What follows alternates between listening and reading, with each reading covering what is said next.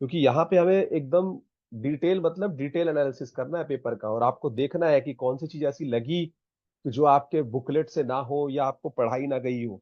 ठीक है ना। चलिए आगे आ जाइए, क्वेश्चन नंबर 55 को देखते हैं। बड़ा सिंपल क्वेश्चन है, आई गेस ये बहुत बार रिपीट हुआ है अलग अलग फॉर्म में। ठीक है। अब यहाँ पे दो वर्ड यूज हुए हैं गाइस, पहले हम उन वर्ड्स को ही करेंगे क्योंकि आपको ये थ्योरी में खूब अच्छे से पढ़ाया है मैंने। उन्हें 25 घंटे के आसपास का टाइम हमने लिया है स्टैट्स को पढ़ने में, which is a more than a sufficient amount of time. तो कोई भी क्वेश्चन चैलेंजिंग नहीं है।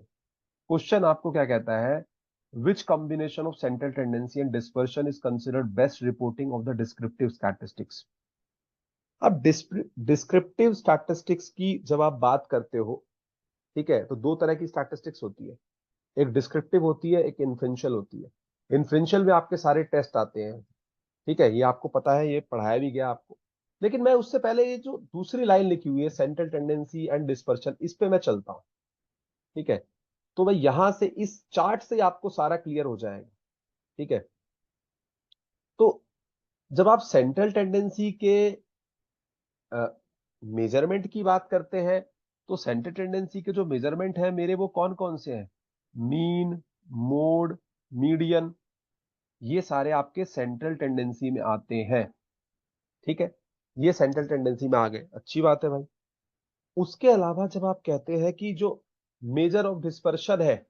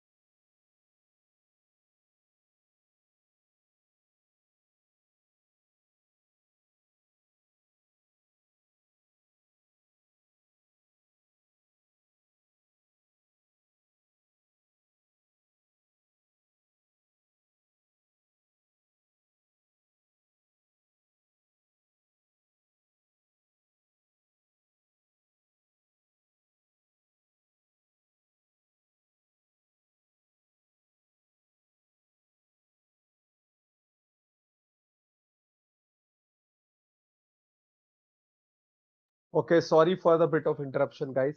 सो we have the major of central tendency, जिसमें आपका मीन, मोड, मीडियन आता है। तो दूसरी तरफ जब आप देखेंगे मेजर ऑफ डिस्पर्शन क्या है, तो मेजर ऑफ डिस्पर्शन में आपके सारे ये चीजें आ जाएंगी गाइस, जो हमने यहाँ पे आपको दिया हुआ है कि मेजर ऑफ डिस्पर्शन में क्या इंक्लूड होगा। एक एब्सोल्यूट होते हैं, एक रिलेटिव होते हैं। एब्सोल्यूट वाले देखो, रेंज, वेरिएंस, राइट। रेंज हो गया, वेरिएंस हो गया, स्टैंडर्ड डेविएशन हो गया, मीन डेविएशन हो गया, क्वार्टाइल डेविएशन हो गया। और रिलेटिव में coefficient of range, coefficient of variation, coefficient of mean deviation. तो आप देख रहे हैं यहाँ पे रेंज, वेरिएंस, स्टैंडर्ड डेविएशन, ये सब क्या है? ये आपके मेजर ऑफ डिस्पर्शन है। इनको आप ध्यान रखें। अब वापस हम क्वेश्चन पे चलते हैं। इससे ज्यादा डिटेलिंग हमें यहां नहीं करनी चाहिए क्योंकि ये ऑलरेडी आप स्टैटिस्टिक्स में पढ़ चुके हैं। तो आप जब देखते हैं, जब भी आप डिस्क्रिप्टिव स्टैटिस्टिक्स में लिखते हैं, तो डिस्क्रिप्टिव स्टैटिस्टिक्स में हमेशा इस तरह से नोटेशन को यूज किया जाता है। जब आप देखते हैं, आप लिखते हैं mean plus minus 1 standard deviation, आपको याद आता है ये तो 60% ऑफ द एरिया है, 68% ऑफ द एरिया। फिर आपको आता है mean plus minus 2 standard deviation, अच्छा ये तो 95% एरिया है। फिर मीन प्लस माइनस 3, ये तो 99% है। ठीक है। तो ये आपको ध्यान रखना है, ठीक है, कि कैसे रिप्रेजेंट करते हैं। तो क्वेश्चन में यही आपसे पूछा था कि कौन सी चीज जो है मोस्ट अप्रोप्रिएट है। तो आप देख रहे हो इसमें हम क्या यूज कर पा रहे हैं, मीन यूज कर रहे हैं और स्टैंडर्ड डेविएशन यूज कर रहे हैं। तो ये तो कहानी खत्म हो गई। जो स्टैंडर्ड नोटेशन है वो इस तरह से ही होता है।